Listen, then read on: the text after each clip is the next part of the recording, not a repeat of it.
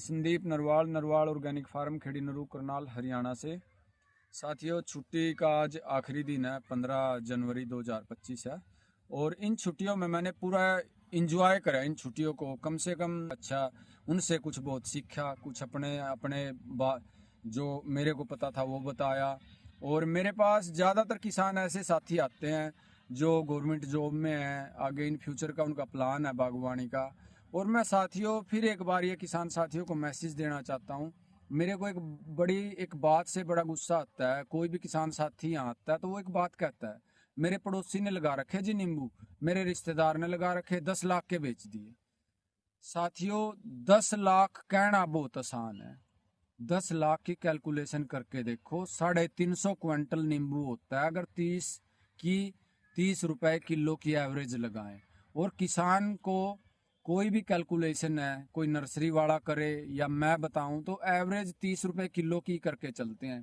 तो 350 क्विंटल नींबू बेचना 1 एकड़ से बहुत मुश्किल होता है। देखो, करने को कोई 10 लाख से ज्यादा भी कर सकता है, लेकिन आम रूटीन में 10 लाख को टच करना बहुत मुश्किल काम है। तो साथियों, कोई भी साथी बागवानी करने की सोच रहा हो, देखो बहुत अच्छा काम है, लेकिन उसकी ग्राउंड रियलिटी पे जाओ और खूब छानबीन करो। आपके एरिया में जो बाग लगे हुए हैं उन किसानों से मिलो, फिर वेरीफाइड नर्सरियों से मिलो। साथियों, ये जो रोड के किनारे नर्सरियां टेम्परेरी हैं उनसे बचो बस। कोई जो जमींदार अपनी नर्सरी बना रहा है, तो अब जैसे मैं इस गांव में बैठा हूं, मेरे बाप दादा का ये हमारा पुश्तैनी गांव है, तो हमने थोड़ी ये गांव छोड़ कर भाजना। तो जो जमींदार ऐसे कोई अपने खेत में काम कर रहा है, वो गलत काम, मतलब उसके अननोविंगली कोई गलत काम हो जाए, लेकिन वो जमींदार जो ऐसे नर्सरी का सेटअप, अब क्योंकि मैक्सिमम जमींदारों ने भी नर्सरियां खोल रखी हैं, जमींदार आसानी से गलत काम जमींदार के साथ नहीं करता, ना किसी और के साथ करेगा। तो साथियों, अननोन आदमी से बचना है और अपने एरिया में जो सक्सेसफुल चल रहे हैं बाग, उनसे मिलो, पूरा घूमो फिरो। देखो किसान को कितना जज्बा होता है। ये साथी मेरे पास खड़े हैं, नरवाना के पास के हैं और ये हमारी आर्मी में है, फौजी साहब हैं। तो इनका रिटायरमेंट के बाद वही प्लान है बागवानी का। तो ये मैं तो जब तक घर से आया भी नहीं था यहाँ इतनी धुंध में, तो ये भाई साहब नरवाना से यहाँ मेरे पास आ गए इतनी धुंध में। देखो किसान का कितना मतलब जोश और जुनून होगा चीज देखने का। तो साथियों, जल्दबाजी नहीं करनी है किसी भी काम में। कुछ नहीं होता, 1 महीना आगे पीछे में कोई नुकसान नहीं होता, लेकिन जल्दबाजी एक ऐसा नुकसान करा देती है बागवानी में, फिर उसमें सिवाय पछताने के कोई काम नहीं होता। और कोई भी साथी बागवानी शुरू करे, देसी चीजों की प्रॉपर नॉलेज लेके करे, क्योंकि साथियों एक तो केमिकल पे चलो प्रोडक्शन भी मिल जाए, केमिकल किसान सहन नहीं कर सकता, पैसे बहुत लगते हैं किसान, क्योंकि बाग कौन लगा हुआ है, कांडा मात 24 घंटे कौन देगा, जिस पर पिए नहीं आओ लाऊगा। जो करोड़पति आदमी आओ तो नींबू लानता रहे, भाई कौन कांडा मात देगा। तो पैसे की तो पहली शॉर्टेज हो है, और अब नींबू लगा दिए और केमिकलों पर और पैसे लगाया गए, प्रोडक्शन इतनी होनी नहीं, तो फिर फंस जाता है। तो थोड़ा सा साथियों, मेरी बातें कड़वी जरूर लगती है, लेकिन मैं कोशिश करता हूँ साथियों बातें शीशे की तरह साफ करने की। भाई कोई किसान साथी को, चलो हम किसी का फायदा नहीं कर सकते, तो गलत गाइड भी ना करें, मिस गाइड ना करें, नुकसान की कोई बात उसको ना बताएं। तो ले ये साथी बताएंगे अब आप। मेरा नाम सतीश कुमार है और मैं सीआरपीएफ में जॉब करता हूँ और मेरी 18वीं साल की रनिंग है जॉब में। और मेरा भी प्लान है कि फ्यूचर में घर आना है तो कुछ प्लान पहले करने पड़ते हैं ताकि अपना फ्यूचर सेफ कर सकें। तो मैं किसान का बेटा हूँ, तो मैंने बहुत सारे आज तक बाग विजिट करे हैं, जिसमें अमरूद के बाग हो या फिर बेर के बाग हो या फिर नींबू के बाग हो, अंजीर हो। हमने बहुत सारी चीज़ें लगभग इंडिया में मेरी पोस्टेज रही हैं। उन पोस्टिंग के दौरान मैंने ऑल ओवर इंडिया घूम घूम के देखा है, हर किसानों से मिला हूँ और हर स्टेट के किसानों से मैं मिला हूँ। और यहाँ मास्टर जी के पास आके मुझे बड़ा अच्छा लग रहा है कि मेरी छुट्टी सक्सेस हो गई। ऐसा लग रहा है कि जो मैं फ्यूचर का जो प्लान कर रहा हूँ, और मुझे लग रहा है कि हाँ, मुझे एक आगे का उद्देश्य है, जो मेरा टारगेट है वो शायद कंप्लीट होता हुआ मुझे नज़र आ रहा है। क्योंकि जिस तरीके से मैंने मास्टर जी के आज नींबू के पेड़ जो आप देख रहे हो पीछे, सबसे मेन बात क्या होती है, आपका प्लांट छोटा है, उस पर जो ग्रोथ है वो बहुत अच्छी है। इसके अलावा इतनी सर्दी में तो वैसे भी पत्ते ऑटोमेटिक ड्रॉप हो जाते हैं, फ्रूटिंग भी ड्रॉप होना शुरू हो जाती है।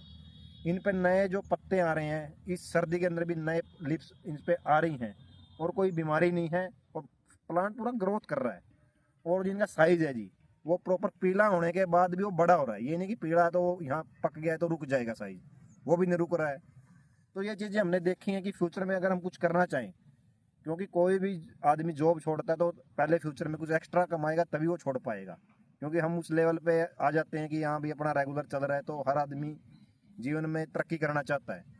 तो किसान को अगर तरक्की करनी है तो ये बागवानी एक अच्छा, मुझे लगा कि इस रास्ते पे अगर हम जाएं और अच्छी तरीके से करें, जिस तरह मास्टर जी ने बताया थोड़ी देर पहले आपको कि किसान के घर से लो, इसमें मेन कारण क्या है, क्योंकि ये कहीं भागने वाले नहीं है।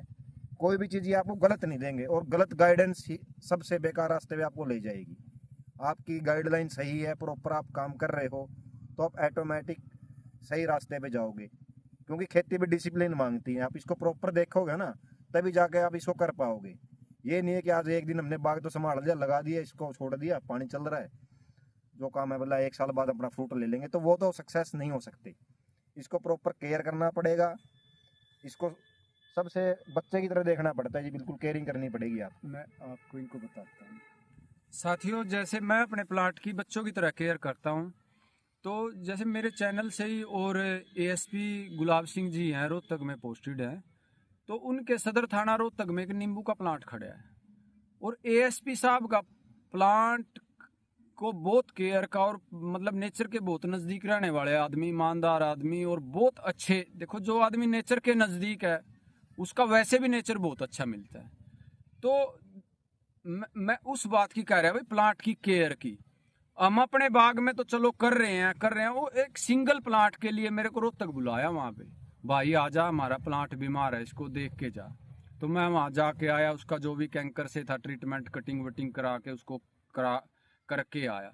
तो देखो, मैं उस बात के ऊपर जाना चाह रहा हूँ। देखो, इतने बड़े अधिकारी पुलिस के, इतना बिजी शेड्यूल, और उस प्लांट की बीमारी का उनको दर्द था।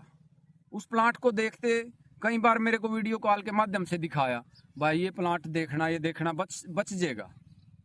तो मैंने कहा जी हो जाएगा रिकवर, कोई नहीं। मैं जाके उनको करके आया। तो साथियों, जब एक अधिकारी देखो इतना इंटरेस्ट लेके, और वो प्लांट ऐसे ही लग रहा था, अधिकारी तो पहले भी आए होंगे, लेकिन ये इंटरेस्ट की बात है ना, उस अधिकारी का इंटरेस्ट था भाई शायद मेरे थोड़ी इसकी देखभाल कराने से, दवाई बट्टी कराने से प्लांट बच जाए।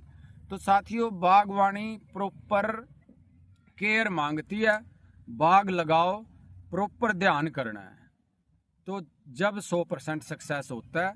और देखो, कागज पेन की कैलकुलेशन नहीं करके चलनी है, अगर आप मेहनत करोगे तो उस कैलकुलेशन से ऊपर जा सकते हो।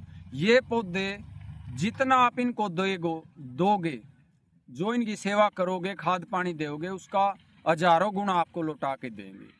ये पौधे लगा के हम वो नींव रख देते हैं भाई, हमारी आने वाली पीढ़ियां भी